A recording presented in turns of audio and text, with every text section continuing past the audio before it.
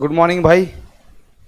Sorry दोस्तों, आज history class थी लेकिन अचानक सर को थोड़ी सी प्रॉब्लम हो गई तो मुझे क्लास लेना पड़ रहा है।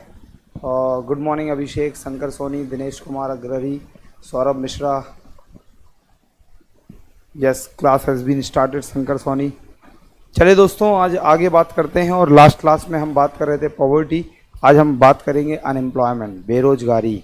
तो अनएम्प्लॉयमेंट, बेरोजगारी क्या होता है, ज़रा ध्यान से समझिए। तो आज के क्लास का टॉपिक है अनएम्प्लॉयमेंट, बेरोजगारी, अनएम्प्लॉयमेंट। तो अनएम्प्लॉयमेंट स्पेलिंग सही है अनएम्प्लॉयमेंट की? मुझे थोड़ी सी गलत लग रही है। Unemployed, yes. So this is called unemployment, बेरोजगारी।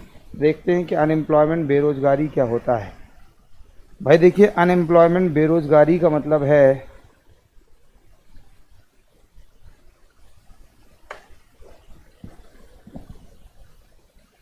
अब देखते हैं बेरोजगारी क्या होता है। गुड मॉर्निंग भाई, कहाँ चले गए सारे लोग? सो अनएम्प्लॉयमेंट, बेरोजगारी, राम राम राम राम। सो अनएम्प्लॉयमेंट, बेरोजगारी क्या होता है, ज़रा ध्यान से समझना। अनएम्प्लॉयमेंट का मतलब होता है इफ एनी इंडिविजुअल, यदि कोई भी व्यक्ति, इफ एनी इंडिविजुअल, यदि कोई व्यक्ति, दो बातें, willing and able to work. दोस्तों, यदि कोई व्यक्ति, हिंदी में, कार्य करने के लिए इच्छुक एवं सक्षम हो। लो बताओ सर क्लास में। तो यदि कोई व्यक्ति कार्य करने के लिए इच्छुक एवं सक्षम हो, willing and able to work, but does not get the work. यदि कोई व्यक्ति कार्य करने के लिए दो बातें, इच्छुक हो और सक्षम हो, लेकिन उसे कोई काम ना मिले, उसे कहते हैं बेरोजगारी और उसे कहते हैं बेरोजगार। सर ऐप मस्त है, हमें लगता था कि पहले वाला ही ऐप सही था। ओके, सो अभी दोस्तों this is the technological shift. बस अभी हम कोई बातें नहीं करेंगे, सिर्फ टॉपिक पर ध्यान देंगे। तो दोस्तों yes, so this is called unemployment, बेरोजगारी। तो बेरोजगारी का मतलब है यदि कोई व्यक्ति काम करने के लिए इच्छुक है, सक्षम है, लेकिन उसे कोई काम नहीं मिल रहा है, तो उसे हम लोग कहते हैं अनएम्प्लॉयमेंट, उसे हम लोग कहते हैं बेरोजगारी, राइट। अभी थोड़ा सा और अगर हम अनएम्प्लॉयमेंट को आगे बढ़ाएं और थोड़ा और हम अनएम्प्लॉयमेंट के बारे में बात करें, तो अनएम्प्लॉयमेंट, बेरोजगारी का मतलब क्या होता है, ज़रा ध्यान से सुनिए। सो अनएम्प्लॉयमेंट, बेरोजगारी का मतलब होता है कि एक तो ये डेफिनेशन हो गई। तो इसके मुताबिक मैं आपको बताऊं कि मान लो यदि कोई बंदा जो कोई मेंटली सिक है, यदि या कोई फिजिकली एबल्ड नहीं है, डिफरेंटली एबल्ड है, दिव्यांग है, या कोई मानसिक रूप से स्वस्थ नहीं है, या कोई मान लो बंदा है जो काम करने के लिए बहुत विलिंग है। यदि कोई मान लो दिव्यांग है, डिफरेंटली एबल्ड है और वो काम करने के लिए एबल नहीं है, मान लो किसी भी प्रकार से, लेकिन दे आर ऑल्सो एबल, इसलिए उन्हें कहते हैं डिफरेंटली एबल्ड। बट मान लो if they are not able to work but they are very willing to work, बहुत ज़्यादा इच्छुक है और मरे जा रहे काम करने के लिए, राइट, लेकिन वो सक्षम नहीं है लेकिन इच्छुक हैं, तो मैं उन्हें बेरोजगार नहीं कहूँगा। तो बेरोजगारी की परिभाषा, और बेरोजगारी में आने के लिए आप इच्छुक हों और साथ साथ आप सक्षम भी हों, तभी आप बेरोजगार कहलाएंगे, राइट ना। इसके अलावा ज़रा ध्यान से देखिए कि अनएम्प्लॉयमेंट, यस मैंने बताया आप लोगों को कि हिस्ट्री की क्लास थी, लेकिन सर को थोड़ा सा काम पड़ गया इसलिए नहीं आए, इसलिए मैं क्लास ले रहा हूँ इकोनॉमिक्स, राइट ना।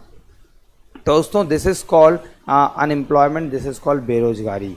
तो देखिए एक और बात बताते हैं आपको कि अनएम्प्लॉयमेंट की सिर्फ ये परिभाषा नहीं है, बल्कि हम अनएम्प्लॉयमेंट को अलग अलग टाइप से और समझ सकते हैं। जैसे अनएम्प्लॉयमेंट में एक और बात आती है कि यदि मान लो कोई भी बंदा 8 hours per day, 8 hours per day and 273 days in a year, यदि कोई बंदा एक साल में 273 दिन और 8 घंटे प्रतिदिन से कम काम करता है, वो भी बेरोजगार कहलाता है। तो दोस्तों एक और बहुत बढ़िया डेफिनेशन मिली हमें कि यदि कोई बंदा एक दिन में 8 घंटे से कम और कम से कम 273 दिन एक साल में काम नहीं करता है तो वो भी एक परिभाषा और वो भी हमारे बेरोजगारी की लिस्ट में शामिल होता है। अगर आपको रोजगार बनना है, अगर आपको एम्प्लॉयड होना है तो एटलीस्ट आपको एक दिन में 8 घंटे और एक साल में 273 डेज काम करना अनिवार्य है। So this is called unemployment, this is called बेरोजगारी की परिभाषा। सो this is called unemployment, right. Now अभी हम और आगे चलें तो अनएम्प्लॉयमेंट को और अलग अलग एंगल से देखेंगे।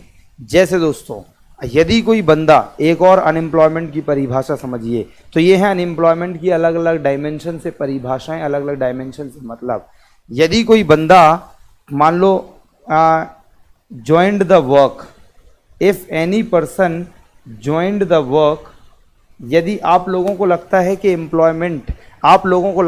एम्प्लॉयमेंट का मतलब है, रोजगार का मतलब है कि मैं काम कर रहा हूं, काम मिल गया, मैं काम करने लगा, सैलरी मिल गई, बस भैया रोजगार हो गए ना। दोस्तों आज बेरोजगारी की परिभाषा को अच्छी तरह एनालिसिस करिए तो बेरोजगारी तो रोजगार, पहले रोजगार की बात करें तो रोजगार का मतलब ये नहीं कि आप काम करने के लिए इच्छुक हैं, आपको काम मिल गया, आपको सैलरी मिल रही, बस भैया रोजगार हो गए ना। बल्कि दोस्तों रोजगार की परिभाषा कुछ यूं है कि अगर आपने कोई काम ज्वाइन किया है तो आपके द्वारा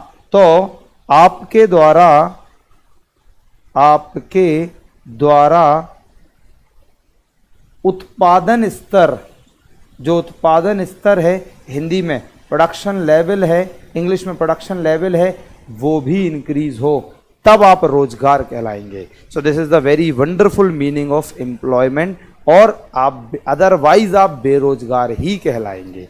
अर्थात यदि आपने कोई काम ज्वाइन किया और आपको उस काम की सैलरी मिल रही है तो आपके द्वारा वहां का जो काम है उसका प्रोडक्शन लेवल भी बढ़े, तभी आप कहलाएंगे क्या, रोजगार। अदरवाइज आप क्या कहलाएंगे, बेरोजगार।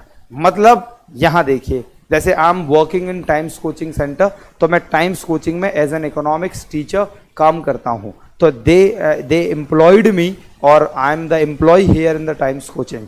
तो मैं टाइम्स कोचिंग का एक एम्प्लॉय हूं और इनके लिए टाइम्स कोचिंग के मैं काम कर रहा हूं और इकोनॉमिक्स पढ़ाने का इन्होंने मुझे काम दिया है।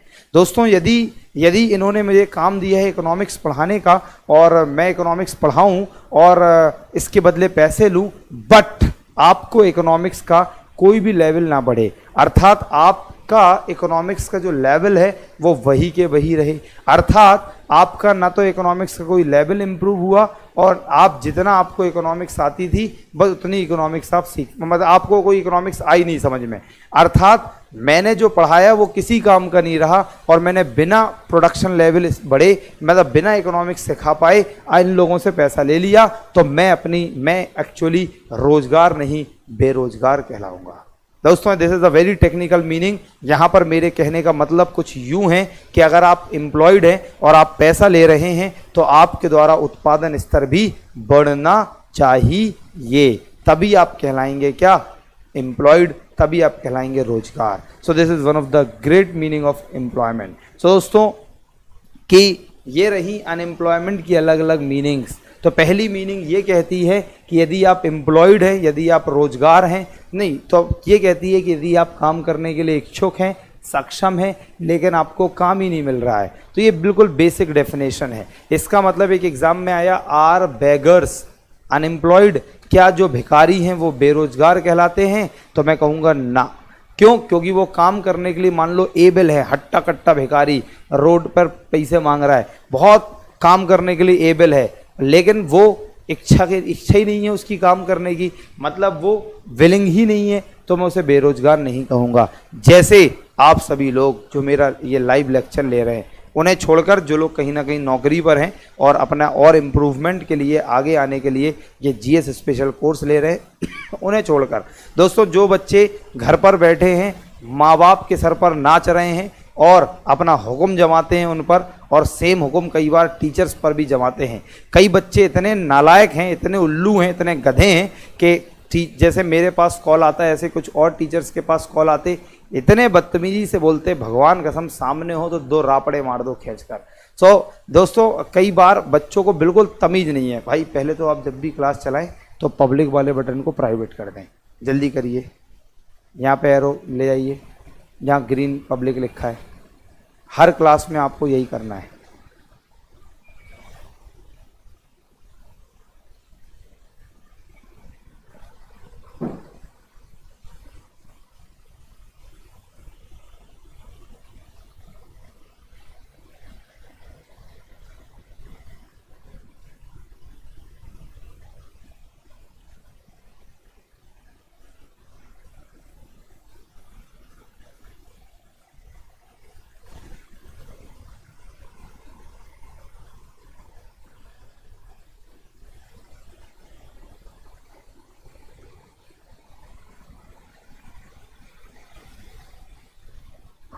तो दोस्तों ना आगे बात करते हैं। आशीष साहू भाई ऐसी बात नहीं है, हाँ ऐसे अब ठीक है। तो हमेशा हर क्लास में इसको ऐसे ही करके रखना है, राइट। तो इसका मतलब आप समझ पाए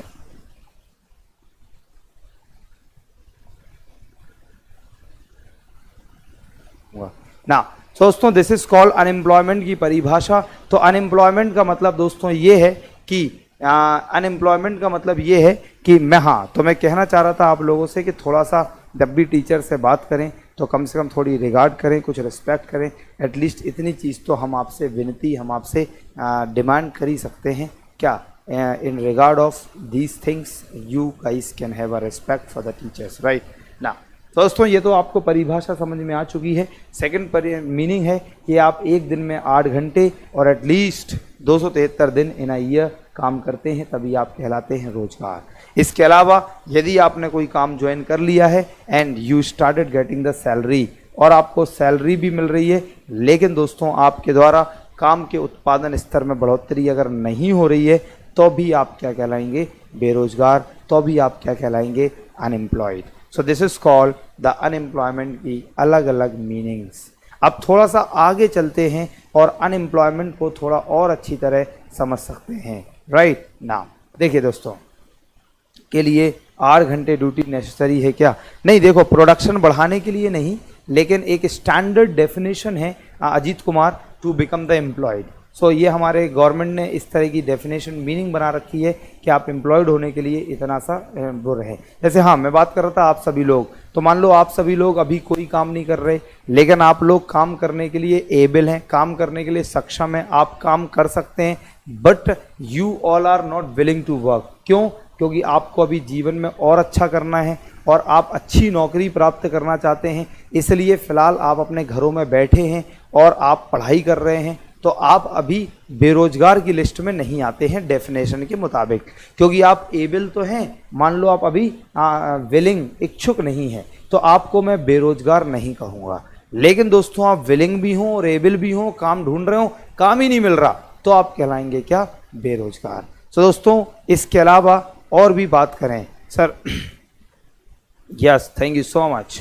तो ना इसके अलावा देखिए दोस्तों, एक अगर हम बात करें क्या बोलते हैं एम्प्लॉयमेंट की, तो एम्प्लॉयमेंट भी 2 तरीके के होते हैं। अगर हम बात करें रोजगार की, तो एम्प्लॉयमेंट भी 2 तरीके के होते हैं। एक होता है अंडर एम्प्लॉयमेंट, एक होता है निम्न बेरोजगार। जो हिंदी में लिखते हैं वो तुरंत हिंदी में सुन के लिख लिया करें, under employment. So this is called निम्न रोजगार, अंडर एम्प्लॉयमेंट। और एक होता है ओवर एम्प्लॉयमेंट, और दिस इज कॉल्ड उच्च रोजगार। तो एक होता है अंडर एम्प्लॉयमेंट, एक होता है ओवर एम्प्लॉयमेंट। ये क्या होता है कि अगर मेरी सैलरी मतलब एम्प्लॉयमेंट का मतलब क्या, willing and able and gate the work. रोजगार का मतलब मैं काम करने के लिए इच्छुक हूँ, सक्षम हूँ, काम मिल गया तो मैं कहलाऊंगा एम्प्लॉयड, राइट। लेकिन अंडर एम्प्लॉयमेंट का मतलब क्या है, अगर मेरी सैलरी जो मिलती है is is less than the capability. दोस्तों जो मेरी क्षमता है, जो मेरी कैपेबिलिटी है, उस क्षमता से कम मुझे सैलरी मिलती है तो मैं कहलाऊंगा एम्प्लॉयड, लेकिन क्या कहलाऊंगा? Under employed. मान लो मेरी क्षमता, मेरी कैपेसिटी है 70-80 हज़ार रुपये कमाने के, राइट? इतना तो बोल ही सकता भाई। मान लो मेरी क्षमता है 70-80 हज़ार रुपये कमाने की, लेकिन मुझे काम मिलता है मात्र 40 से 50 हज़ार रुपये का। मात्र कितने का? 40 से 50 हज़ार रुपये का। तो मतलब मैं एम्प्लॉयड तो हूँ, लेकिन मैं कौन सी कैटेगरी में आऊँगा? अंडर एम्प्लॉयमेंट की कैटेगरी में आऊँगा, निम्न रोजगार की कैटेगरी में आऊँगा। ओवर एम्प्लॉयमेंट आप लोग समझ गए कि यदि मुझे सैलरी जो मिल रही है, जो मुझे तनख्वाह मिल रही है, वो मोर देन द कैपेबिलिटी। तो दोस्तों जो भी मुझे सैलरी मिले, अगर वो मेरी क्षमता से अधिक हो, मतलब तो मैं कहलाऊँगा ओवर एम्प्लॉयड। तो दोस्तों जैसे टाइम्स कोचिंग मुझे मेरी क्षमता से ज़्यादा पैसे देती है, अगर दोस्तों जैसे मैंने M.Com कर रखा है, MA इकोनॉमिक्स कर रखा है, नेट क्वालिफाइड हूँ इकोनॉमिक्स एंड कॉमर्स दोनों में, और अभी अभी मैंने रिसर्च सबमिट की है अपनी। तो दोस्तों अब मैं अगर किसी यूनिवर्सिटी में काम करूँ और कहीं असिस्टेंट प्रोफेसर लग जाऊँ तो हार्डली मुझे सैलरी मिलेगी 80 हज़ार, 90 हज़ार, 1 लाख, 1,10,000 मैक्सिमम, राइट? लेकिन the Times coaching is paying more than that, और टाइम्स कोचिंग मुझे उससे ज़्यादा पैसा दे रही है। तो इसका मतलब क्या हुआ? इसका मतलब ये हुआ कि मुझे यहाँ अपनी औकात से ज़्यादा पैसा मिल रहा है। आप लोग समझ गए दोस्तों? इसका मतलब मेरी कैपेबिलिटी, मेरी क्षमता से ज़्यादा पैसा दे रही है टाइम्स कोचिंग। तो बहुत बहुत शुक्रिया इसके लिए, और थैंक टू गॉड। सो दोस्तों this is called over employment situation, इसे कहेंगे उच्च रोजगार की अवस्था ना। दोस्तों इसके अलावा या आशीष साहू, दोस्तों इसके अलावा कुछ और भी बातें हैं जो आप लोगों को पता होनी चाहिए। देखो दोस्तों, अनएम्प्लॉयमेंट, बेरोजगारी से एग्जाम में कोई सवाल नहीं आते, सिर्फ एक सेक्शन को छोड़कर, और वो सेक्शन क्या है? ज़रा ध्यान से सुनना। सर जो जॉब से सेटिस्फाइड नहीं है और जॉब के साथ साथ स्टडी कर रहे हैं वो सर, तो देखो वो एम्प्लॉयड हैं। अजीत कुमार, अगर कोई जॉब से सेटिस्फाइड ना हो और वो क्या बोलते हैं, जॉब के साथ साथ स्टडी भी कर रहे हो और अपनी जॉब को और इम्प्रूव करना चाहते हैं और किसी और काम में जाना चाहते हैं, तो दे आर एम्प्लॉयड, वो रोजगार हैं, राइट ना। सो महेंद्र कह रहे हैं मैं also under employed. Yes Mahendra ji, क्या करते हैं आप ना। सो अनएम्प्लॉयमेंट से कभी किसी एग्जाम में कोई क्वेश्चन नहीं आता, सिर्फ एक सेक्शन छोड़कर, और जब भी अनएम्प्लॉयमेंट से कोई क्वेश्चन आएगा सिर्फ वहीं से आएगा, और दोस्तों वो है टाइप्स ऑफ अनएम्प्लॉयमेंट, और वो है बेरोजगारी के प्रकार। तो आप एक एक करके अनएम्प्लॉयमेंट के टाइप्स को ज़रा ध्यान से अच्छी तरह सुनना, क्योंकि एग्ज़ाम में कई बार वहाँ से सवाल पूछे जाते हैं। जैसे नंबर 1, जैसे एक होता है वॉलंटरी अनएम्प्लॉयमेंट, हिंदी में कहते हैं ऐच्छिक बेरोजगारी, वॉलंटरी अनएम्प्लॉयमेंट। एक होता है दोस्तों इनवॉलंटरी अनएम्प्लॉयमेंट, हाँ, अनैच्छिक बेरोजगारी। सो एक होता है वॉलंटरी अनएम्प्लॉयमेंट, एक होता है इनवॉलंटरी अनएम्प्लॉयमेंट। अब ये क्या है तो समझिए, हिंदी में वॉलंटरी का मतलब है ऐच्छिक बेरोजगार, और इनवॉलंटरी का मतलब है अनैच्छिक बेरोजगारी। So what is voluntary unemployment, what is involuntary unemployment, जरा ध्यान से सुनना अच्छी तरह, राइट। सो मैं police but I want to become SI, very good Mahendra. कहाँ पर आप पुलिस में हैं, मतलब पुलिस बोले तो आपका यहाँ मतलब है कांस्टेबल, तो कहाँ पर है, किस जगह पोस्टेड है भाई महेंद्र जी। सो दोस्तों ध्यान से सुनिए, अब यहाँ पर हम बात करते हैं जरा टाइप्स ऑफ अनएम्प्लॉयमेंट की। तो पहला टाइप हमें देखने को मिला, this is called voluntary unemployment और इनवॉलंटरी अनएम्प्लॉयमेंट। तो ऐच्छिक बेरोजगारी, वॉलंटरी अनएम्प्लॉयमेंट का मतलब है दोस्तों एक वो अनएम्प्लॉयमेंट जहाँ पर, ध्यान सुनना, कोई भी बंदा विलिंग है, इच्छुक है, लिख लो कॉपी पर। नंबर 2 एबल है, सक्षम है। नंबर 3 काम मिल रहा है, गेटिंग द वर्क, राइट। लेकिन number 4 but not ready to work. पहले ध्यान से सुनिए आशीष जी, फिर आपके सारे सवालों का जवाब देंगे। No more discussion between the, no more comment between the discussion now. तो यदि कोई बंदा काम करने के लिए विलिंग है, इच्छुक है, काम करने के लिए सक्षम है, एबल है, काम मिल रहा है, getting the work but not ready to work, लेकिन वो काम करने के लिए तैयार नहीं है। तो यदि कोई बंदा जो काम करने के लिए इच्छुक हो, सक्षम हो, काम मिले लेकिन तैयार ना हो, तो इसका मतलब वो कहलाएगा बेरोजगार, क्योंकि काम ही नहीं कर रहा। लेकिन वो चूंकि अपनी इच्छा से बेरोजगार है, अपनी मर्जी से बेरोजगार है, तो उसे कहेंगे ऐच्छिक बेरोजगारी, मतलब वॉलंटरी अनएम्प्लॉयमेंट। जैसे आप सभी लोग, तो आप लोग इस समय काम करने के लिए मान लो विलिंग है, काम करने के लिए एबल है, काम मिल भी रहा है। अगर आप कहीं काम ढूंढने जाएं तो आपको इजीली काम मिल जाएगा। लेकिन दोस्तों आप लोग काम अभी करना नहीं चाहते, क्यों? क्योंकि अभी थोड़ा और मम्मी पापा के सर पर नाचोगे। ऐसा नहीं है, मजाक कर रहा। तो दोस्तों इसे हम कहेंगे कि आप अपने मर्जी से वॉलंटरली, ऐच्छिक रूप से बेरोजगार हैं। इनवॉलंटरी का मतलब कुछ नहीं, ये है इनवॉलंटरी, मतलब willing and able to work but does not get the work, मतलब काम करने के लिए इच्छुक हैं, सक्षम हैं, लेकिन आपको काम ही नहीं मिल रहा है, तो इसे कहेंगे इनवॉलंटरी अनएम्प्लॉयमेंट। दोस्तों और अच्छे से जरा एनालिसिस करते हैं तो एक और अनएम्प्लॉयमेंट का टाइप है जिसे हम कहते हैं ओपन अनएम्प्लॉयमेंट, जिसे हम कहते हैं मुक्त बेरोजगारी, ओपन अनएम्प्लॉयमेंट। तो जरा ओपन अनएम्प्लॉयमेंट को अच्छी तरह सुनिए, अच्छी तरह समझिए। सो what is open unemployment, what is मुक्त बेरोजगारी? तो ओपन अनएम्प्लॉयमेंट, मुक्त बेरोजगारी का मतलब है दोस्तों कि, ध्यान सुनते आइए, तो ओपन अनएम्प्लॉयमेंट, मुक्त बेरोजगारी का मतलब ये है कि when large number of people are unemployed over a particular area, जब किसी एक जगह बहुत सारे लोग बेरोजगार होते हैं तो उसे हम ओपन अनएम्प्लॉयमेंट की सिचुएशन कहते हैं।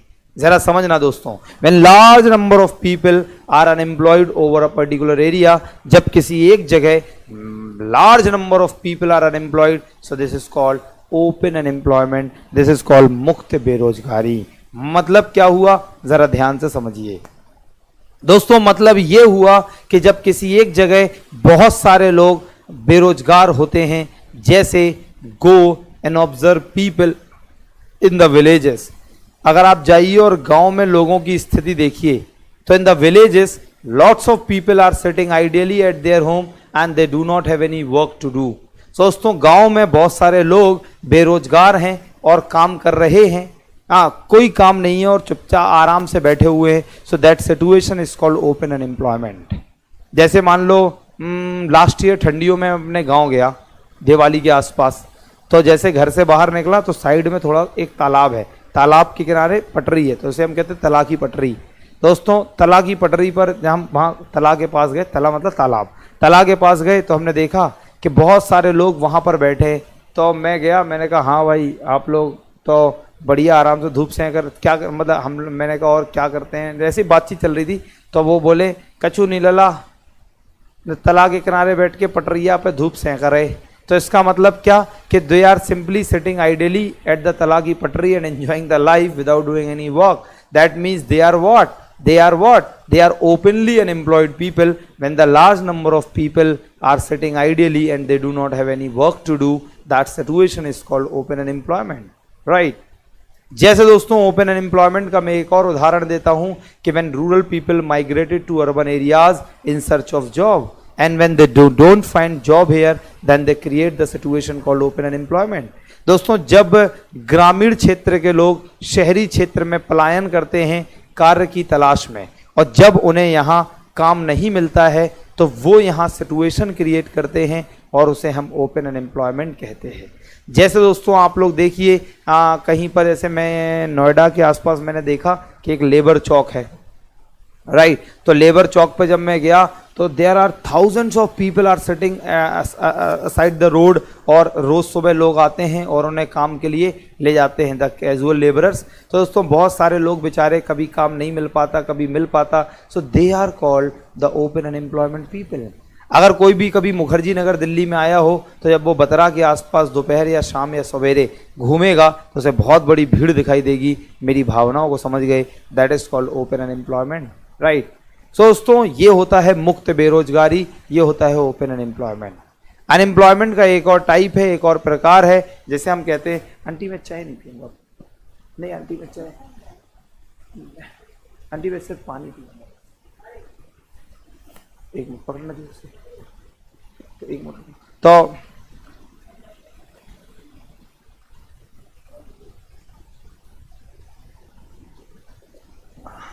Thank you. नहीं देखो भाई, आंटी का प्यार, चाहे मना कर रहे लेकिन उन्हें जबरदस्ती दे ही दी। तो दोस्तों this is called open unemployment, this is called मुक्त बेरोजगारी, राइट। तो और आगे चलते हैं और बातों को जरा ध्यान से सुनते हैं। जैसे ओपन अनएम्प्लॉयमेंट के अलावा जो एक और प्रकार का अनएम्प्लॉयमेंट होता है जिसे हम कहते हैं सीजनल अनएम्प्लॉयमेंट, जिसे हम कहते हैं SEA, सीजनल। सो इसे हम कहते हैं मौसमी बेरोजगारी। जरा ध्यान से समझना, सीजनल अनएम्प्लॉयमेंट, मौसमी बेरोजगारी का मतलब है, जो स्मार्ट बच्चे हैं वो समझ गए। When people became unemployed due to change in season is called seasonal unemployment। जब लोग मौसम में परिवर्तन के कारण बेरोजगार हो जाते हैं तो उसे मौसमी बेरोजगारी, उसे सीजनल अनएम्प्लॉयमेंट कहते हैं। अर्थात जब सीजन में परिवर्तन हो जाए और लोग बेरोजगार हो जाए। जैसे हमारे हिंदुस्तान में एग्रीकल्चरल पैटर्न देख लो, अगर कहीं पर रबी क्रॉप होती है, बोले तो विंटर क्रॉप होती है जो अक्टूबर से मार्च तक होती है, तो दोस्तों उसके अलावा वो लोग बेरोजगार हो जाते हैं। So this is called seasonal. जैसे एग्रीकल्चर हो गया, जैसे आप लोग आइसक्रीम फैक्ट्रीज को देख लो, तो आइसक्रीम फैक्ट्रीज की अगर हम बात करें तो गर्मियों में आती हैं और जब गर्मियां ख़त्म हो जाती हैं तो लुप्त हो जाते हैं ये बहुत सारे लोग। दोस्तों जैसे आप लोग शुगर मिल्स देख लो, जहाँ पर शुगर मिल्स होती हैं तो आप देखेंगे कि अक्टूबर नवंबर में ये खुलती हैं और मार्च अप्रैल के एंड होते होते बंद हो जाती हैं। So that is called seasonal unemployment, मतलब मौसमी बेरोजगारी। इसी प्रकार से और भी टाइप्स के अनएम्प्लॉयमेंट हैं। एक होता है दोस्तों साइक्लिक अनएम्प्लॉयमेंट, हिंदी में बोलते हैं चक्रीय बेरोजगार। तो साइक्लिक अनएम्प्लॉयमेंट, चक्रीय बेरोजगार का मतलब होता है, बस आप लोग को एक बात याद रखनी है, जैसे कि आपने कई बार सुना होगा कि यार बहुत ज़्यादा रिसेशन चल रहा है, हिंदी में बहुत ज़्यादा मंदी चल रही है। तो अगर रिसेशन, अगर मंदी के समय पर कोई बेरोजगारी होती है तो उसे साइक्लिक अनएम्प्लॉयमेंट, उसे चक्रीय बेरोजगारी कहते हैं। तो मंदी के समय जो बेरोजगारी हो उसे साइक्लिक अनएम्प्लॉयमेंट कहते हैं, उसे चक्रीय बेरोजगारी कहते हैं। इसी प्रकार से दोस्तों अनएम्प्लॉयमेंट के बहुत सारे टाइप्स और भी हैं। जैसे दोस्तों आगे चलते हैं, थोड़ा सा और ज्ञान देते हैं और अनएम्प्लॉयमेंट के टाइप्स को समझते हैं। तो सबको समझ में आ गया होगा, voluntary unemployment, involuntary unemployment, seasonal unemployment, open unemployment, cyclic unemployment. दोस्तों इसके अलावा एक और अनएम्प्लॉयमेंट होता है जिसे हम कहते हैं टेक्निकल अनएम्प्लॉयमेंट। टेक्निकल अनएम्प्लॉयमेंट या इसी को हम कह देते हैं स्ट्रक्चरल अनएम्प्लॉयमेंट। दोस्तों टेक्निकल अनएम्प्लॉयमेंट या स्ट्रक्चरल अनएम्प्लॉयमेंट क्या होता, ज़रा ध्यान से सुनिए भाई। टेक्निकल अनएम्प्लॉयमेंट तकनीकीगत बेरोजगारी, या स्ट्रक्चरल अनएम्प्लॉयमेंट तो इसका मतलब है संरचनात्मक बेरोजगारी। तो टेक्निकल अनएम्प्लॉयमेंट तकनीकीगत बेरोजगारी या स्ट्रक्चरल अनएम्प्लॉयमेंट संरचनात्मक बेरोजगारी का मतलब दोस्तों ये है कि when people became unemployed due to change in the technology. जरा समझिए कि जब टेक्नोलॉजी में परिवर्तन हो जाए और लोग बेरोजगार हो जाए, when people became unemployed due to change in the technology is called technical unemployment. जब टेक्नोलॉजी में परिवर्तन हो और लोग बेरोजगार हो जाएं is called technical unemployment, is called तकनीकीगत बेरोजगारी। अगर आप गौर से देखें तो दोस्तों अगर हम इसका एग्जाम्पल देकर समझाएं तो जब मान लो टेक्नोलॉजिकल चेंज हो गया, टेक्नोलॉजी बदल गई और लोग बेरोजगार हो गए, इस कॉल्ड टेक्नोलॉजिकल अनएम्प्लॉयमेंट। इसका मतलब है दोस्तों, जैसे मान लो एग्जाम्पल, पहले मेरी फैक्ट्री में लोग हाथों से मशीन चलाते थे और हाथों से मशीन चलाते थे, यस। जैसे एयरलाइन के एम्प्लॉय, तो अभी बीच में रिसेशन आया जेट, यस आजकल जेट एयरलाइंस में तो रिसेशन आया, रिसेशन की वजह से बहुत सारे लोगों को, पायलट, बहुत सारे स्टीवर्ड, बहुत सारे कैबिन क्रू मेंबर्स को हटा दिया गया। सो this is called what, the cyclic unemployment, the चक्रीय बेरोजगारी। बहुत बढ़िया सुजीत कुमार, अजीत कुमार अभी आपको दोबारा से बता देंगे इनवॉलंटरी, पहले सुन लीजिए ना। दोस्तों मैं बात कर रहा हूं अभी टेक्निकल अनएम्प्लॉयमेंट की, और मैंने कहा कि जब तकनीक में परिवर्तन हो जाए और लोग बदल जाएं और लोग बेरोजगार हो जाएं, इसका मतलब क्या, देखिए दोस्तों, पहले मेरी कंपनी में, मेरी फैक्ट्री में लोग हाथों से मशीन चलाते थे और मुझे शर्ट बना के देते थे, लेकिन अब मैंने मैनुअल मशीन्स को, हाथों वाली मशीन्स को रिप्लेस कर दिया, हटा दिया। अब मैंने कंप्यूटर बेस्ड मशीन लेकर आ गया। अब मैं कंप्यूटर बेस्ड मशीन लेकर आ गया और अब मैंने जो मशीनें हैं वो एडवांस मशीनें लगा दी, वो कंप्यूटर बेस्ड मशीनें लगा दी। तो दोस्तों, जो लोग हाथों से मशीन चलाते थे, क्या वो कंप्यूटर बेस्ड मशीन चला पाएंगे? क्या वो कंप्यूटर बेस्ड मशीन चला पाएंगे? तो जवाब है नहीं। इसका मतलब they are called what? They are called what? Technical unemployed person. तो वो कहलाएंगे तकनीकीगत बेरोजगार। What is structural? कभी कभी हम इन दोनों को इंटरचेंजेबली यूज करते हैं, मतलब एक दूसरे के स्थान पर, लेकिन अगर हम देखें थोड़ा सा स्लाइट डिफरेंस है। व्हाट इज स्ट्रक्चरल भी यही होता है कि टेक्नोलॉजिकल अपग्रेडेशन हो जाए ना, या इसके बाद, इसके अलावा मैं कहूं स्ट्रक्चरल अनएम्प्लॉयमेंट या टेक्निकल अनएम्प्लॉयमेंट का मतलब है जब लोगों का डिमांड पैटर्न बदल जाए, जब लोगों का टेस्ट एंड प्रेफरेंस बदल जाए, जब लोगों का स्वाद बदल जाए और उस वजह से डिमांड पैटर्न इकोनॉमिक पैटर्न को मैच ना कर पाए, तब कौन सी बेरोजगारी होगी? तो आंसर इज स्ट्रक्चरल या टेक्निकल। मतलब पहले के लोग खादी के कपड़े पहना करते थे, आजकल हम लोगों का टेस्ट बदल गया, फैशन बदल गया, स्वाद बदल गया, आजकल हम लोगों की प्रेफरेंसेस, प्राथमिकताएं बदल गई, डिमांड पैटर्न बदल गया और अब हम लोग खादी की बजाय मशीन मेड्स क्लोथ्स पहनने लगे हैं, मशीन से बने हुए कपड़े पहनने लगे हैं। तो इसका मतलब वो लोग जो खादी के कपड़े बनाते थे, चूंकि उन चीज़ों का डिमांड बदल चुका है तो लोग बेरोजगार हो गए। तो कौन सी बेरोजगारी कहलाएगी? And that is called structural unemployment, that is called technical unemployment. मुझे लगता है आप लोग बात समझ गए कि मैं क्या कहना चाहता हूं। सो this is called the another kind of unemployment. दोस्तों, कोई सवाल हो आप बीच में पूछ सकते हैं। Can we not see anybody else comment? No. Gautam Ram, तुम्हें किसके कमेंट देखने हैं ये बताइए। आप सिर्फ अपनी पढ़ाई, अपने कमेंट से मतलब रखिए, राइट। और गौतम राम जी, अगर जैसे बीच में कमेंट पब्लिक होते हैं तो इससे क्या फ़ायदा, इससे क्या नुकसान है कि बीच में क्लास चल रही, नीचे कमेंट आ गया, माइंड डिस्ट्रैक्ट हो गया। दोस्तों, आपका माइंड कंसंट्रेटेड होना चाहिए क्लास में, बिल्कुल ध्यान से, और सोल एम होना चाहिए टीचर जो पढ़ा रहा है क्या वो 100% समझ में आ रहा है या नहीं ना। और जब भी क्लास चलाएंगे तो हमेशा प्राइवेट करेंगे सबसे पहले दिस, राइट ना। दोस्तों, इसके अलावा there are certain another kind of unemployment. Gautam Ram ji, क्या बहुत बढ़िया काम है या नहीं ना। इसके अलावा जो अनदर काइंड ऑफ अनएम्प्लॉयमेंट होता है उसे हम बोलते हैं फ्रिक्शनल अनएम्प्लॉयमेंट। हिंदी में जो लोग लिखते हैं वो तुरंत लिख लें, घर्षणात्मक बेरोजगारी। फ्रिक्शनल अनएम्प्लॉयमेंट, घर्षणात्मक बेरोजगारी क्या होता है भैया? जरा ज्ञान प्राप्त करें ध्यान से। भाई, फ्रिक्शनल अनएम्प्लॉयमेंट, घर्षणात्मक बेरोजगारी का मतलब है, सबसे पहला पॉइंट, कि it is a short term phenomena of unemployment. यह बेरोजगारी का एक अल्पकालीन तत्व है, अर्थात in this kind of unemployment people remain unemployed for a short period of time.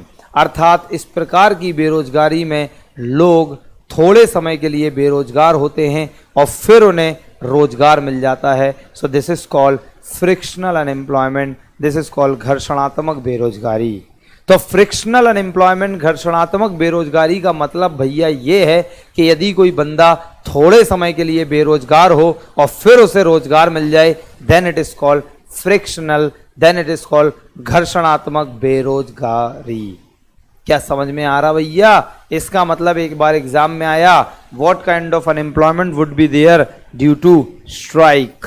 दोस्तों, स्ट्राइक के समय कौन सी बेरोजगारी होगी? तो अगर आप गौर से देखें तो किसी भी कंपनी में जो स्ट्राइक है वो 2, 3, 4, 5, 6, 7 दिन चलती है और फिर लोगों को रोजगार मिल जाता है और फिर लोग एम्प्लॉयड हो जाते हैं। So that is what kind of unemployment? The frictional unemployment. दोस्तों, the unemployment situation occur due to change in due to switching job from one place to another। दोस्तों, अगर कोई भी बेरोजगारी उत्पन्न होती है ड्यू टू स्विचिंग जॉब, अगर आप एक जगह से जॉब स्विच करके दूसरी जगह जाते हैं तो हो सकता है आपको 2 3 4 5 6 दिन घर पर आइडियली बिना काम के बैठना पड़ जाए। तो आप कौन सी बेरोजगारी में होंगे? फ्रिक्शनल अनएम्प्लॉयमेंट में होंगे, घर्षणात्मक बेरोजगारी में होंगे। इसके अलावा दोस्तों अनएम्प्लॉयमेंट का एक और टाइप है और सबसे ज़्यादा जो अनएम्प्लॉयमेंट से क्वेश्चन पूछे जाते हैं वो यहीं से, and that is called disguised unemployment. बेटा ध्यान से इसको सुनना, सबसे ज़्यादा बार क्वेश्चन यहीं से पूछे जाते हैं। Okay Gautam Ram, very good. Sir strike का मतलब? वाह भाई वाह। निशांत कुमार, स्ट्राइक का मतलब है दोस्तों, स्ट्राइक का मतलब है, इन्हें बताएं हम कि स्ट्राइक का मतलब है कि यदि किसी company temporary unemployment, yes Ashish Sahu, it is called temporary unemployment. So दोस्तों यदि कोई कंपनी में जो एम्प्लॉयर एम्प्लॉइज का कहना ना माने और अपने मन की बातें चलाएं जिससे एम्प्लॉइज को लॉस हो, नुकसान हो, और एम्प्लॉय काम करना बंद कर दें 2-4 दिन के लिए, दैट इज कॉल्ड स्ट्राइक। इसी का ऑपोजिट होता है दोस्तों लॉकआउट। लॉकआउट जब किसी कंपनी के एम्प्लॉयर एम्प्लॉइज का कहना ना माने तो एम्प्लॉय काम करना बंद कर दें तो स्ट्राइक कहलाता है।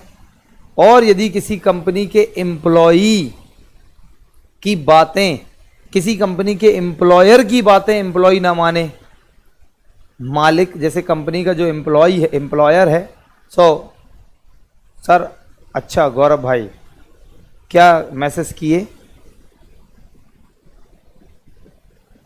तो गौरव जी, इन्होंने देखो गौरव जी हैं एक, ये कह रहे हैं सर आप रिप्लाई नहीं करते हो, मैंने फेसबुक पर बहुत सारे मैसेज किए हैं। तो गौरव भाई ये बताइए, मुझे क्लास लेने के अलावा पढ़ना भी होता है, बहुत सारी स्टडीज़ भी करता रहता हूँ मैं। हड़ताल, yes this is called strike का मतलब हड़ताल। अच्छा हड़ताल बोलना था, सॉरी।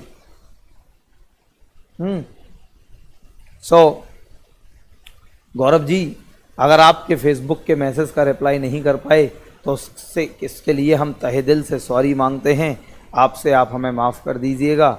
लेकिन इतना ज़्यादा बहुत टाइम नहीं होता कि मैं अपना टाइम फेसबुक वगैरह पर वेस्ट करूं, क्योंकि I have to study a lot of things. और सर कॉन्टैक्ट नंबर पर कोई कॉल रिसीव नहीं कर रहा है, बताइए गौरव हैं? तो हाँ, तो आप मैसेज जब आप कॉल कर रहे हैं तो उसका कोई टाइम भी होता है, आप 10 बजे के बाद कॉल करें। तो हमारी जो टाइमिंग है कॉल पिकअप की वो 10 बजे के बाद है, तो 10 बजे से पहले कोई कॉल पिकअप नहीं करेगा, क्योंकि लोगों को अपने अब जैसे मैं एम्प्लॉयमेंट की अनएम्प्लॉयमेंट की बातें कर रहा हूँ, तो यदि हमने किसी को एम्प्लॉयमेंट दिया है और वो कॉल पिकअप तो तभी करेंगे जब उनका कोई पर्टिकुलर टाइम होगा। अब ऐसा है कि आप कभी भी बात चलिए, sorry, thank you Ashish Kumar याद दिलाने के लिए। तो व्हाट इज डिसगाइज्ड अनएम्प्लॉयमेंट? तो प्रच्छन्न बेरोजगारी, डिसगाइज्ड अनएम्प्लॉयमेंट का मतलब होता है, ध्यान से सुनना बहुत इंपॉर्टेंट है, कई बार पेपर में आ चुका है। और जब भी आप अनएम्प्लॉयमेंट के क्वेश्चन को ना समझ पाएं तो पेपर में इसी को टिक मार दें, क्योंकि सबसे ज्यादा बार यही पूछा जाता है। देखिए दोस्तों, व्हाट इज डिसगाइज्ड अनएम्प्लॉयमेंट, बहुत अलग अलग लैंग्वेज में समझाएंगे इसको। देखिए, when more than needed person are doing a job, जब किसी काम को जरूरत से ज्यादा लोग करते हैं तो then they are called disguised unemployment, right. So दोस्तों, व्हाट इज डिसगाइज्ड अनएम्प्लॉयमेंट? जब किसी काम को जरूरत से ज्यादा लोग करते हैं, so this is called disguised unemployment, this is called प्रच्छन्न बेरोजगारी। So what is disguised unemployment, what is प्रच्छन्न बेरोजगारी, ध्यान से समझिए। सो डिसगाइज्ड अनएम्प्लॉयमेंट, प्रच्छन्न बेरोजगारी को हम कहते हैं क्या? जब जरूरत से ज्यादा लोग किसी काम को करें। आशीष साहू, मैं वहां नहीं पढ़ाता था। सो जब दोस्तों जरूरत से ज्यादा लोग किसी काम को करें तो उसे हम लोग डिसगाइज्ड अनएम्प्लॉयमेंट कहते हैं। बस 2 महीने पढ़ाया मैंने, अगस्त सितंबर 2016, तो उसके बाद नहीं पढ़ाया वहां। So this is called disguised unemployment, right now. So दोस्तों, इसके अलावा जरा ध्यान से सुनिए, गौरव जी आपकी बात सुनेंगे, पहले हम पढ़ा तो लें। अभी यहाँ क्या बात सुनने आए या पढ़ाने आए? नाउ सो दोस्तों, डिस्गाइज अनएम्प्लॉयमेंट का मतलब है when more than needed person are doing a job. जब किसी काम को जरूरत से ज्यादा लोग करते हैं तो उसे कहते हैं डिस्गाइज अनएम्प्लॉयमेंट। इसका मतलब है, जरा ध्यान से देखिए दोस्तों और जरा अच्छी तरह बातें समझिए। सो डिस्गाइज अनएम्प्लॉयमेंट का मतलब है कि प्रच्छन्न बेरोजगारी का मतलब है कि जब किसी काम को जरूरत से ज़्यादा लोग करते हैं तो उसे हम डिस्गाइज अनएम्प्लॉयमेंट, प्रच्छन्न बेरोजगारी कहते हैं। जैसे दोस्तों एग्जाम्पल समझिए, मेरी फैक्ट्री में 100 लोग काम करते हैं तो 1000 शर्ट्स बनती हैं। 102 लोग काम करते हैं तो भी 1000 शर्ट्स बनती हैं। 105 लोग काम करते हैं तो भी 1000 शर्ट्स बनती हैं। 110 लोग काम करते हैं तो भी 1000 शर्ट्स बनती हैं। काम कितने करते हैं? 100।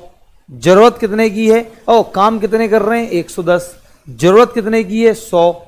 तो दोस्तों जब जरूरत से ज्यादा लोग किसी काम को करें तो वहां पर कौन सी बेरोजगारी होगी? डिस्गाइज्ड। अर्थात दोस्तों मैंने अनएम्प्लॉयमेंट की डेफिनेशन क्या दी थी? मैंने एम्प्लॉयमेंट और बताया था कि यदि कोई कम बंदा काम को ज्वाइन कर लिया, सैलरी मिल रही, लेकिन उत्पादन स्तर अगर बढ़ नहीं रहा तो वो बेरोजगार होगा। अर्थात वो 100 लोगों के अलावा जो 10 लोग हैं वो काम तो कर रहे हैं, सैलरी तो मिल रही है, अपनी नजर में रोजगार है, लेकिन असली में वो बेरोजगार हैं क्योंकि उनसे उत्पादन स्तर में वृद्धि नहीं हो रही है। So this is called disguise unemployment, और इसी को हम लोग हिडन अनएम्प्लॉयमेंट, छुपी हुई बेरोजगारी भी कहते हैं। क्योंकि दोस्तों अगर आप गौर से देखिए तो 100 लोगों के पीछे वो 10 लोग छुपे हुए हैं। So this is called disguise unemployment, प्रच्छन्न बेरोजगारी। दोस्तों और अच्छी तरह अगर मैं इसे समझाऊं तो देखिए एग्जाम्पल, मेरे पास 2 बीघा का खेत है गांव में और हम 5 भाई हैं। मेरे पास 2 बीघा का खेत है और हम 5 भाई हैं और हम पांचों भाई उस 2 बीघा के खेत में काम करते हैं। हम पांचों भाई उस 2 बीघा के खेत में काम करते हैं दोस्तों, और एक साल में 10 क्विंटल गेहूं निकलते हैं। अगर हम 5 की जगह मात्र 2 भाई काम करें तो कितने गेहूं निकलेंगे? 10 क्विंटल। जरूरत कितने लोगों की है? 2। काम कितने कर रहे? 3। तो इसका मतलब जब जरूरत से ज्यादा लोग किसी काम को करें तो डिस्गाइज अनएम्प्लॉयमेंट, प्रच्छन्न बेरोजगारी। अगर दोस्तों वो 2 लोग, वो 3 लोग कहीं और जाके काम करें तो घर में कुछ एक्स्ट्रा पैसा आएगा। इसका मतलब असली में वो बेरोजगार हैं, लेकिन वो अपने आप को रोजगार समझ रहे हैं। तो this is called disguised unemployment, this is called प्रच्छन्न बेरोजगारी। मुझे लग रहा है आप लोग समझ गए कि मैं कहना क्या चाहता था। सो दोस्तों जैसे एग्रीकल्चर में ये सबसे ज्यादा देखी जाती है और ये पेपर में भी पूछा गया है, तो एग्रीकल्चर में एक तो डिस्गाइज्ड हो गया और एक सीजनल हो गया, ये दोनों बेरोजगारी। और दोस्तों इसी डिस्गाइज्ड अनएम्प्लॉयमेंट में हम एक और पॉइंट कहते हैं कि जब मार्जिनल प्रोडक्टिविटी कुछ लोगों की जीरो हो, जब मार्जिनल प्रोडक्शन कुछ लोगों का जीरो हो, इसका मतलब क्या है कि लोगों के द्वारा प्रोडक्शन ऐड नहीं हो रहा, लोग ऐड होते जा रहे। समझना, जब सीमांत उत्पादन शून्य हो, अर्थात जब सीमांत उत्पादन शून्य हो, अर्थात क्या कि जब लोग तो ऐड होते जा रहे लेकिन उत्पादन स्तर ऐड नहीं हो रहा। सो दिस इज कॉल्ड सीमांत उत्पादन, हिंदी में अतिरिक्त उत्पादन। मतलब लोग ऐड हो रहे, काम ऐड नहीं हो रहा, लोग ऐड हो रहे, काम ऐड नहीं हो रहा। So this is called disguised unemployment, प्रच्छन्न बेरोजगारी। दोस्तों अनएम्प्लॉयमेंट में इससे ज़्यादा कोई सवाल नहीं आते। अगर आपको कोई सवाल मिले तो आप प्लीज़ पूछ सकते हैं। बस अनएम्प्लॉयमेंट इतना सा ही टॉपिक है। किस चीज़ की मांग, जैसे वेतन या अन्य फैसिलिटी। मनोज कुमार, सही बात है। चलिए कोई और सवाल पूछना दोस्तों, पूछिए आप लोग। अनएम्प्लॉयमेंट यहाँ पे ख़त्म हुआ। एक छोटा सा चैप्टर और आज मैं कराना चाहूँगा, and that is called census of India, Bharat की जनगणना। दोस्तों अगर आप लोगों को कुछ पूछना है तो please you all are very free to ask anything. Come on everyone, you all are very free to ask anything. कुछ पूछना है तो आप लोग पूछ सकते हैं प्लीज़। अनएम्प्लॉयमेंट में बस इतना सा ही है, I am going to rub it. So तो गुरु गौरव भाई, ये कृपा बिल्कुल नहीं होगी। सिर्फ अब जो क्लासेस हैं वो एंड्रॉयड ऐप पे ही चलेंगी, जैसे कि आप अभी ऐप पे क्लास देख रहे होंगे। And I hope the system is very smooth, the system is very efficient. और आप लैपटॉप पे क्लास देखिए, नहीं चल पाएंगी गौरव, इसके लिए बहुत बहुत माफ़ी। अगर आप माफ़ कर सकते हैं तो सर टाइम्स में पेड स्पीड टेस्ट का कोई सिस्टम हो जाता तो मज़ा आता। सो स्पीड टेस्ट का मतलब क्या, समझे नहीं, ज़रा अच्छी तरह बताइए। हाँ, जो ऑफलाइन वीडियो है वो 240 और 720 पर आ रहा है, तो लेकिन जो अब जो हम ऑफलाइन ऐड कर रहे हैं वो कंप्लीट आएगा 144 से 1080 तक। तो आपकी आइज़ कमज़ोर हैं तो बेटा इसके लिए अब बताइए क्या ऑप्शन है।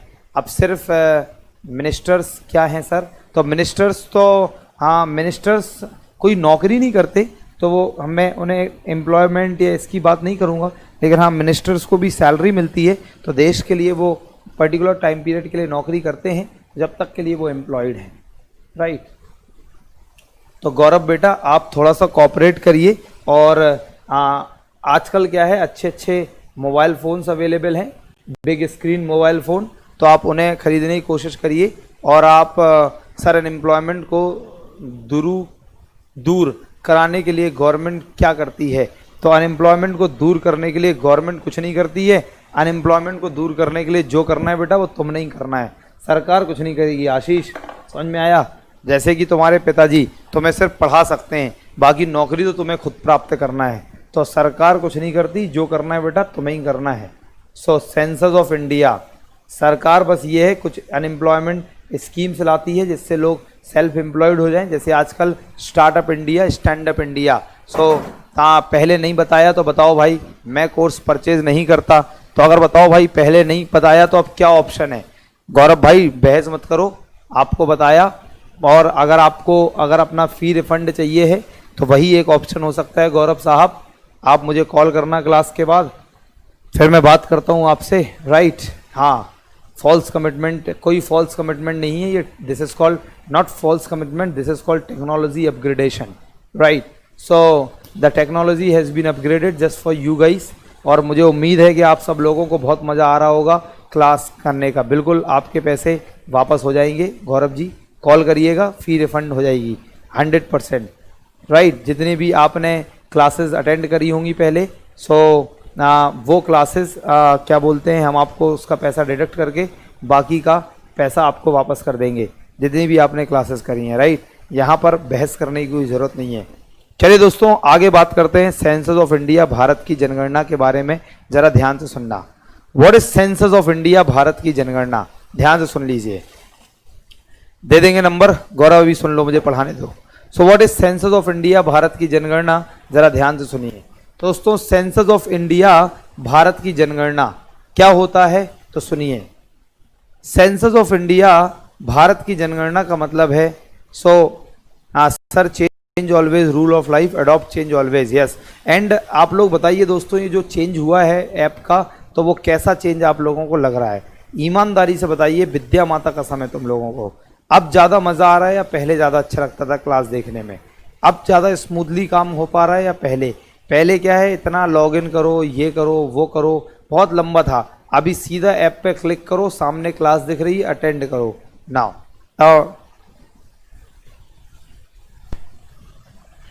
चलिए दोस्तों, तो सेंसस ऑफ इंडिया, भारत की जनगणना, ध्यान से सुनिए, सेंसस ऑफ इंडिया, भारत की जनगणना क्या है। तो सेंसस ऑफ इंडिया, भारत की जनगणना में ध्यान से सुनिए क्या, वो ये कि सबसे पहली बात कि भारत में जो सबसे पहली बार जनगणना हुई वो 1872 में हुई। तो सबसे पहली जनगणना भारत की 1872 में हुई, और इस समय लॉर्ड मेयो भारत में थे। तो लॉर्ड मेयो के समय में, और वो भी दादा भाई नौरोजी जी ने कराई थी। तो सबसे पहली जनगणना दादा भाई नौरोजी जी ने 1872 लॉर्ड मेयो के समय में कंडक्ट कराई थी, राइट नाउ।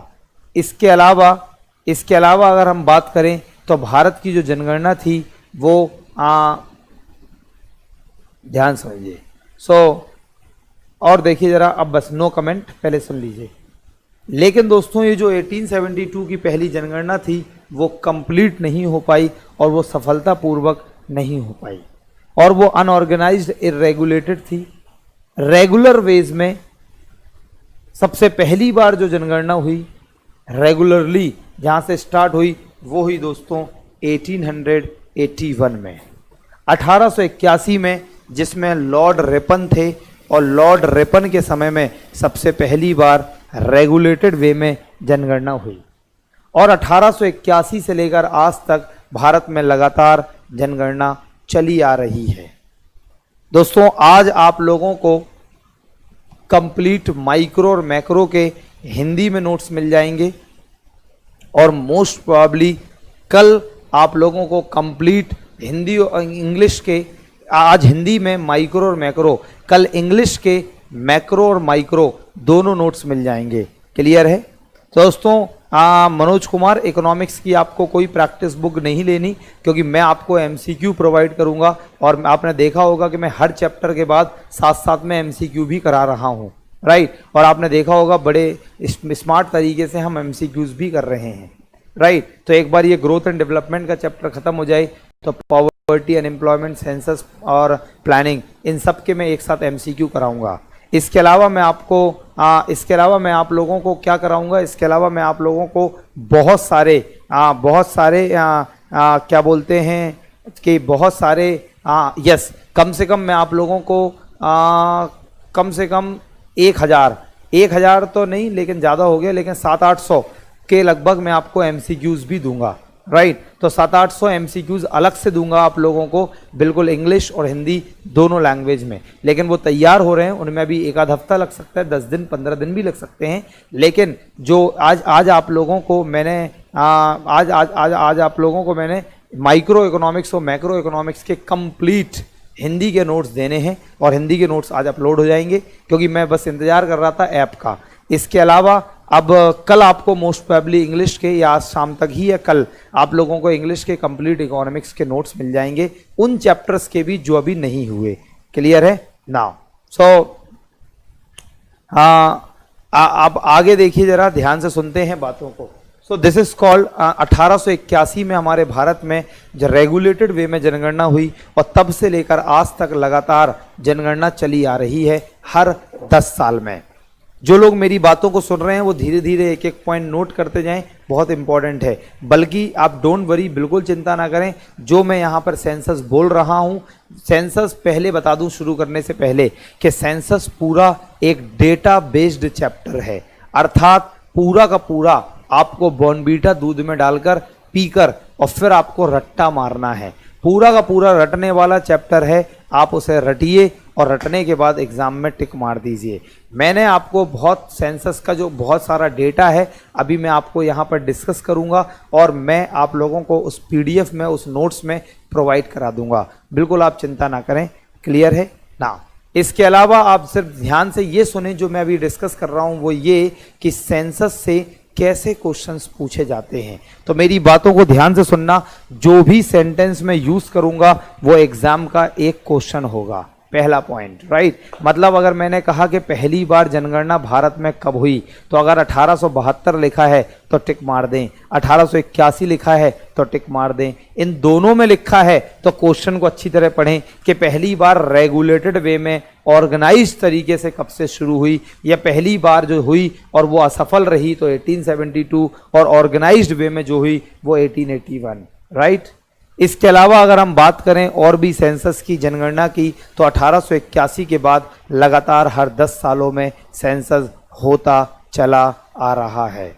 जो आखिरी सेंसस भारत में हुआ वो 2011 में हुआ, और जो 2011 में सेंसस हुआ था वो भारत का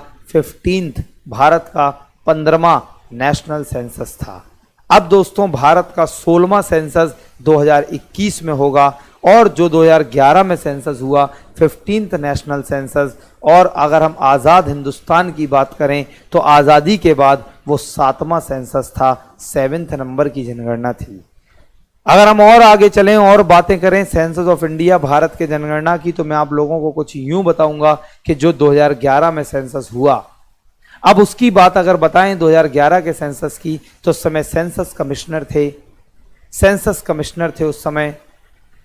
हाँ, उस समय दयानंद जी बिल्कुल दिख रहे हैं, लेकिन अभी मैं पढ़ा रहा इसलिए कमेंट नहीं ले रहा।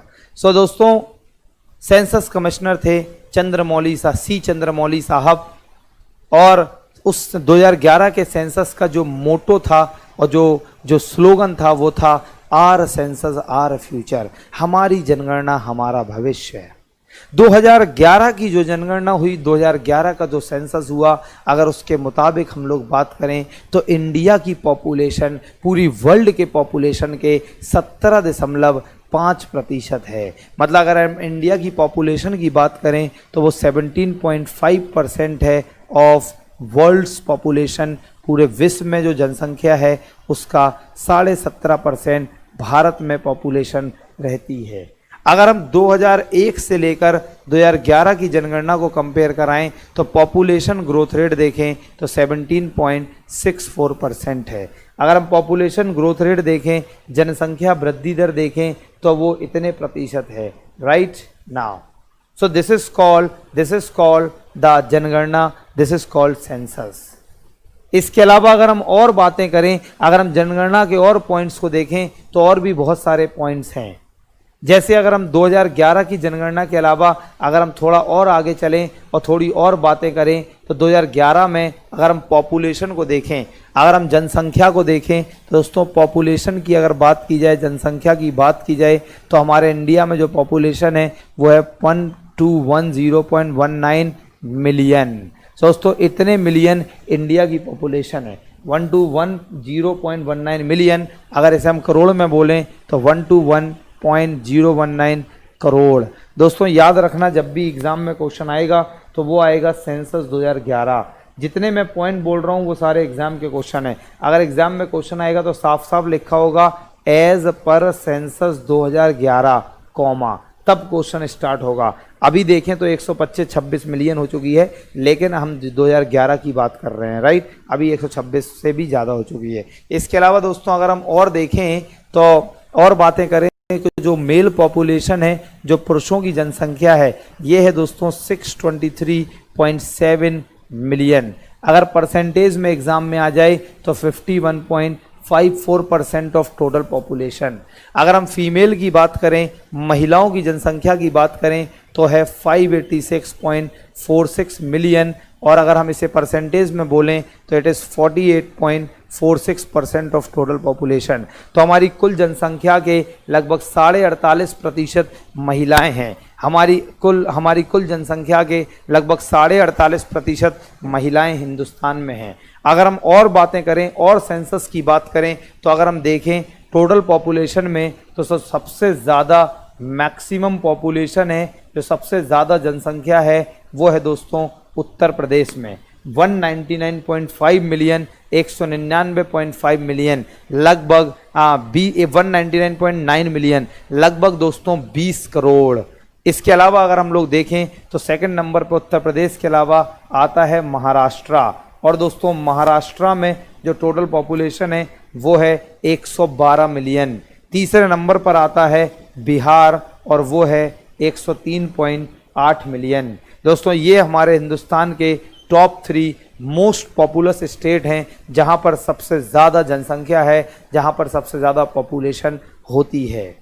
अगर इसके अलावा हम थोड़ा और बात करें, और अगर हम बात करें मिनिमम पॉपुलेशन, तो हिंदुस्तान में जो सबसे कम जनसंख्या लाया करती है तो वो है दोस्तों, सबसे पहले बात करें तो सबसे कम जनसंख्या हमारे हिंदुस्तान में है। यस, बिल्कुल क्लास चल रही है प्रियंका। सो सबसे कम जो पॉपुलेशन है, सबसे कम जो पॉपुलेशन है वो है, तो वो है दोस्तों लक्षद्वीप। तो सबसे कम पॉपुलेशन भारत में लक्षद्वीप में है, और बता दें 64,429, 64429, 64,429। अगर हम बात करें, अगर लक्षद्वीप के अलावा सेकंड नंबर पर दमन and Diu, Daman and Diu, और यहाँ पर है 2,42,911। दमन एंड दीव में सबसे कम दूसरे नंबर पर है लक्षद्वीप के बाद। लेकिन दोस्तों अगर एग्जाम में क्वेश्चन आ जाए किस स्टेट में सबसे कम पॉपुलेशन है, तो आप लोग टिक मारोगे सिक्किम। तो सबसे कम जो जनसंख्या है वो कहाँ है? सिक्किम। वो भी दोस्तों 6.11 लाख। तो 6.11 लाख ये सिक्किम में पॉपुलेशन है।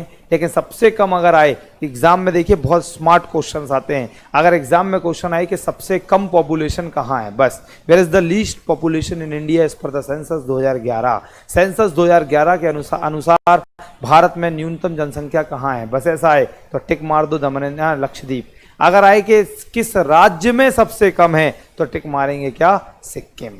दोस्तों अगर इसके अलावा हम थोड़ा आगे चलते हैं और बात करते हैं total number of children, total number of children, शिशुओं की बात करते हैं तो चिल्ड्रन में CHILDREN, DREN चिल्ड्रन या DREN। सो दोस्तों सबसे अगर हम चिल्ड्रन की बात करें तो चिल्ड्रन में जो सबसे कम पॉपुलेशन, जो टोटल पॉपुलेशन, अच्छा पहले तो हम बता दें थोड़ा कॉन्सेप्ट, एग्जाम में कॉन्सेप्ट क्या कि किस एज ग्रुप को चिल्ड्रन में काउंट करते हैं, तो 0 to 6 ईयर्स, दिमाग में इंस्टॉल कर लो 0 to 6 ईयर्स। अगर हम चिल्ड्रन की बात करें, अगर हम शिशुओं की बात करें तो टोटल नंबर ऑफ जो 5158.8 मिलियन, तो जो सबसे चिल्ड्रन हैं, जो सबसे शिशु हैं वो हिंदुस्तान में 158.8 मिलियन है।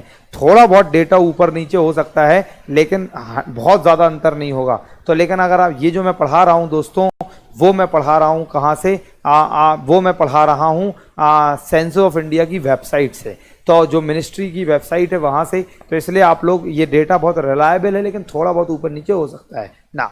अगर हम लोग बात करते हैं कि हमारे हिंदुस्तान में चिल्ड्रन इतने हैं, और इसके अलावा अगर हम बात करें तो हम बात करते हैं सेक्स रेशियो की, हम बात करते हैं लिंग अनुपात की। सेक्स रेशियो का मतलब होता है टोटल नंबर ऑफ फीमेल पर 1000 मेल। तो दोस्तों महिलाओं की जनसंख्या प्रति 1000 पुरुषों पर, तो हमारे हिंदुस्तान में जो सेक्स रेशियो है वो है 943 पर 1000 मेल। दोस्तों प्रति 1000 पुरुषों पर 941। ये है दोस्तों 2011। मैंने एक और क्वेश्चन देखा कि 2001 से 2011 में सेक्स रेशियो लिंग अनुपात कितना बढ़ा है। दोस्तों कितना बढ़ा है तो मैं आपको बताऊं, पहले था 933 पर 1000 मेल, तो इसका मतलब है 10 पॉइंट्स इंक्रीमेंट हुआ है हमारे हिंदुस्तान में सेक्स रेशियो लिंग अनुपात। तो ऐसे क्वेश्चंस भी एग्जाम में आते हैं और पूछे जाते हैं। अगर हम बात करें हमारे हिंदुस्तान में सबसे ज़्यादा सेक्स रेशियो, सबसे ज़्यादा लिंग अनुपात कहाँ है, तो दोस्तों वो है, जल्दी से बताइए, वो है दोस्तों केरल। और केरल में सबसे ज़्यादा जो सेक्स रेशियो है वो है 1084। अगर हम दूसरे नंबर पर बात करें तो वो है पुडुचेरी 1038। अगर हम तीसरे नंबर पर बात करें तो नहीं, अगर हम बात करें किस स्टेट में सबसे ज़्यादा है तो केरल और फिर पुडुचेरी, राइट। तो पुडुचेरी मतलब यूनियन टेरिटरीज में सबसे ज़्यादा। अगर हम बात करें कहाँ सबसे कम है, तो सबसे कम दोस्तों कहाँ है, तो सबसे कम है दमन एंड दीव 618। अगर आ जाए किस स्टेट में सबसे कम है, दोस्तों देखिए कितने स्मार्ट तरीके से हम बात कर रहे हैं, क्योंकि अगर एग्जाम में आए सबसे कम कहाँ है तो हरियाणा तो नहीं पूछा, आप लोग हरियाणा टिक करेंगे। जब मैं ऑफलाइन क्लास लेता तो सारे बच्चे हरियाणा बोलते हैं ना, लेकिन क्योंकि मैंने अभी स्टेट नहीं बोला तो दोस्तों सबसे कम है दमन एंड दीव 618। अगर पूछा है किस यूनियन टेरिटरी में डायरेक्टली तो दमन एंड दीव। कहाँ सबसे कम, तब भी दमन एंड दीव। सबसे कम किस राज्य में है तो दोस्तों Haryana 879। Number 2 Jammu and Kashmir 889। Number 3 Punjab 895। दोस्तों सबसे कम हरियाणा 879, जम्मू एंड कश्मीर 889, पंजाब 895।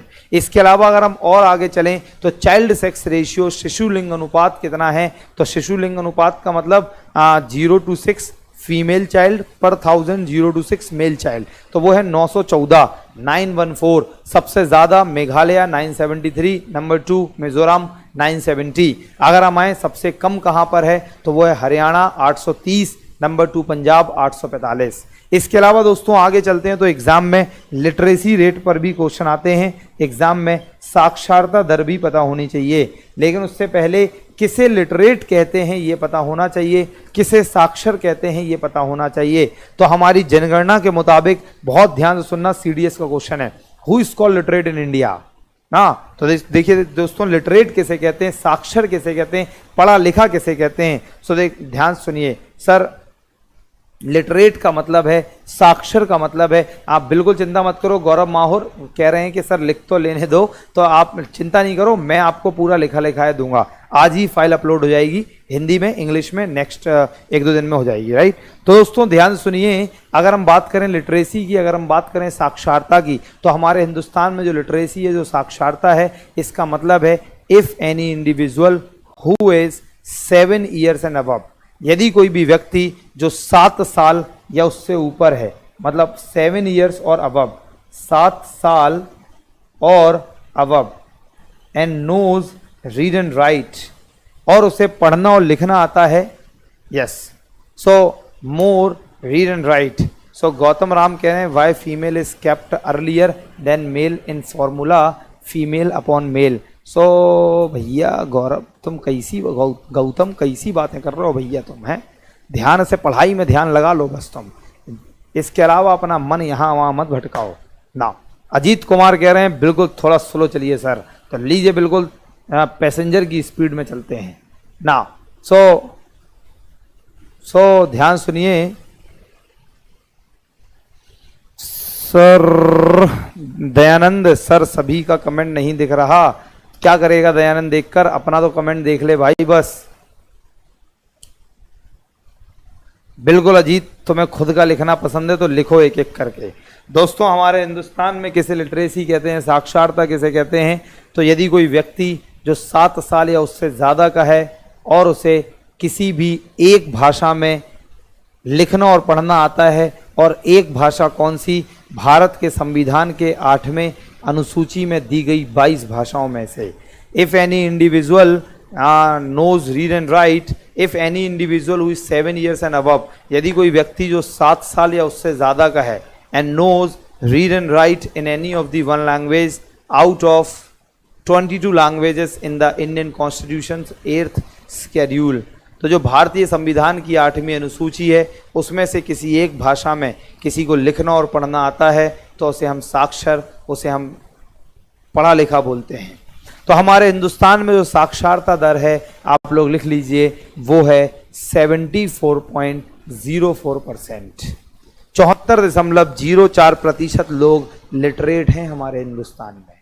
अगर एग्जाम में क्वेश्चन आ जाए मेल लिटरेसी, पुरुष साक्षरता क्या है, तो दोस्तों जो मेल लिटरेसी है, जो पुरुष साक्षरता है, वो है 82.14%। 82.14% पुरुष भारत में हाँ क्या है, लिटरेट हैं, भारत में साक्षर हैं। अगर हम बात करें फीमेल लिटरेसी रेट, महिलाओं की साक्षरता दर, तो वो है 65.46%। तो जो फीमेल लिटरेसी रेट है, महिला साक्षरता दर है, वो है 65.46%। अगर हम बात करें कि सबसे ज़्यादा लिटरेसी भारत में कहाँ है, तो वो है केरल। दोस्तों 93.9%, 93.9% केरला में लिटरेसी रेट है। अगर हम बात करें सबसे कम लिटरेसी भारत में कहाँ है, तो वो है बिहार, 63.82%, 63.82%। अगर हम बात करें कि किस स्टेट में, ये एग्जाम का क्वेश्चन है, किस स्टेट में सबसे ज़्यादा फीमेल इलिटरेसी रेट है, महिला असाक्षरता दर है, तो किस स्टेट में सबसे, इसे समझा दो क्लास में, सर ये बता दिए इसको 2 बार। तो किस स्टेट में सर, किस स्टेट में सबसे ज़्यादा फीमेल इलिटरेसी रेट है, तो दोस्तों वो है राजस्थान। इस तरह के क्वेश्चंस एग्जाम में आते हैं। Very good Dayanand. इसके अलावा दोस्तों एक क्वेश्चन आता है पॉपुलेशन डेंसिटी पर, जनसंख्या घनत्व पर। तो पॉपुलेशन डेंसिटी, जनसंख्या घनत्व क्या होता है, the number of people living per square kilometre is called density, कि प्रति किलोमीटर वर्ग में कितने लोग रहते हैं उसे कहते हैं डेंसिटी, उसे कहते हैं घनत्व। दोस्तों हमारे हिंदुस्तान में जो डेंसिटी है वो है 382% पर स्क्वायर किलोमीटर। तो हमारे हिंदुस्तान में 1 किलोमीटर स्क्वायर में 382 लोग रहते हैं, 382% रहते हैं, राइट। लेकिन अगर मैं बताऊं कि सबसे ज़्यादा डेंसिटी है दिल्ली में, अगर आप सुनेंगे कितनी है तो बेहोश हो जाएंगे। इंडिया की जो डेंसिटी है दोस्तों वो है 382, पर्सन प्रति स्क्वायर किलोमीटर, लेकिन इंडिया में सबसे ज्यादा डेंसिटी है दिल्ली 11,320।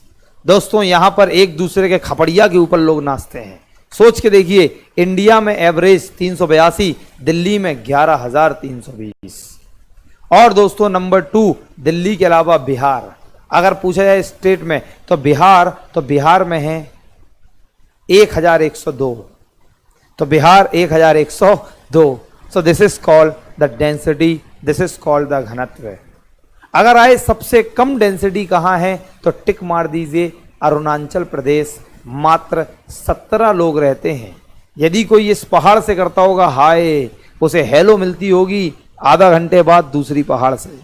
कौन किसको हाय हेलो करता होगा ये तो आप समझ ही गए होंगे। अगर हम लोग बात करें दोस्तों कि सबसे कम जो डेंसिटी है वो किस यूनियन टेरिटरी में है, किस केंद्र शासित प्रदेश में है, तो वो है अंडमान एंड निकोबार, और वो है दोस्तों 46। तो एग्जाम में इतने सारे क्वेश्चंस बनते हैं सेंसस से। क्वेश्चन आता है कि कहां सबसे ज्यादा रूरल पॉपुलेशन है तो उत्तर प्रदेश। कहां सबसे ज्यादा अर्बन पॉपुलेशन है तो महाराष्ट्र। शहरी जनसंख्या सबसे ज्यादा कहां है तो महाराष्ट्र। ग्रामीण जनसंख्या सबसे ज्यादा कहां है तो उत्तर प्रदेश। सबसे कम ग्रामीण और सबसे कम शहरी दोनों सिक्किम। सबसे कम ग्रामीण और सबसे कम शहरी जनसंख्या सिक्किम। दोस्तों इस तरीके के क्वेश्चंस आते हैं। अब आप लोग सेंसस के क्वेश्चंस पढ़िए और आगे बात हम लोग अब नया चैप्टर स्टार्ट करेंगे, दैट इज प्लानिंग। गौरव मेरा नंबर लिखो तुम, आप बिल्कुल पता चल जाएगा अनुज, 1-2 दिन में we are going to do it very streamline. Gaurav मेरा नंबर लिखो 888823456447। So this is my number and call me just after the class. लेकिन आफ्टर द क्लास या 12:30 के बाद कॉल करना, क्योंकि 11:30 तक मेरी 12:30 तक मेरी क्लास है। This is my number 888823456447। So please call me on this number 888823456447। Now बिल्कुल आशीष साहू पूछिए कोई भी डाउट। सो आज की क्लास में जो 2-4 मिनट बचे हैं अब वो डाउट सेशन के लिए हैं। तो आज की हमारी क्लास पॉवर्टी एंड एम्प्लॉयमेंट की यहाँ पर ख़त्म होती है। अब आपको जो सवाल पूछने हैं आप लोग पूछ सकते हैं। चलिए दोस्तों जल्दी। Ashish Sahu ask the doubt, blue collar jobs and blue sky laws क्या है। देखिए दोस्तों अब मैं आपको बता दूं आशीष साहू कि ब्लू कॉलर जॉब, तो जो ब्लू कॉलर जॉब है, ब्लू कॉलर जॉब्स हैं तो जो लोग इंडस्ट्रियल सेक्टर में काम करते हैं, जो लोग इंडस्ट्रियल सेक्टर में काम करते हैं से यस। पुराने वीडियोस लीक हो रहे हैं, ये वाले लीक नहीं होंगे। गौरव माहौर क्या ये वाले भी लीक हो रहे हैं क्या? ये वाले लीक नहीं हो रहे होंगे।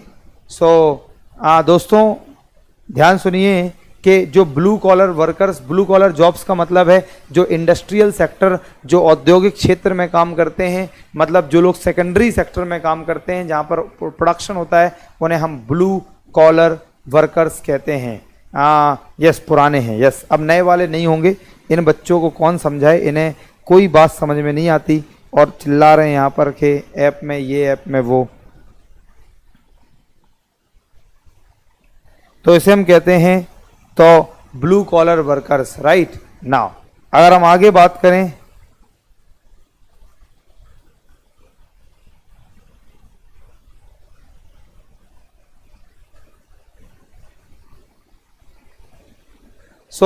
नेक्स्ट क्वेश्चन पूछा, क्या पूछा जल्दी से बताइए, क्या था ब्लू कॉलर वर्कर्स के आगे, ब्लू कॉलर जॉब्स के आगे? तो ब्लू कॉलर मतलब ऐसे जो लोग प्रोडक्शन कर रहे हैं, जैसे जिनने ये कैमरा बनाया, ये एलईडी बनाई, ये माइक बनाया, तो उन्हें हम ब्लू कॉलर वर्कर्स कहते हैं, राइट।